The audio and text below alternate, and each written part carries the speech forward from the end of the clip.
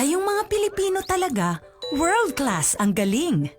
Isipin nyo, isang Pilipino at unang Asyano na naging Pangulo ng United Nations General Assembly.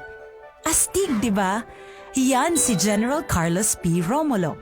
At hindi lang yan, ipinagpatuloy ni Alberto Romulo ang paglilingkod sa bayan. Naging Secretary sa Department of Budget and Management, Department of Finance, Department of Foreign Affairs, Executive Secretary at naging senador ng ating bansa. Ibang klaseng galing at talino, di ba? Hanep, yan ang tatak Romulo.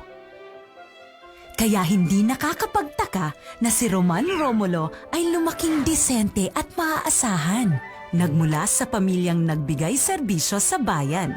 Anak ni Alberto Gatmaytan Romulo at Rosie Lovely Valenzuela Tecson na apo ni Dr. Pio Valenzuela na isa sa mga nagtaguyod ng Katipunan, kung saan ang lungsod ng Valenzuela ay pinangalan sa kanya. Ang cool, di ba? Sabi nga, nasa dugo lang yan.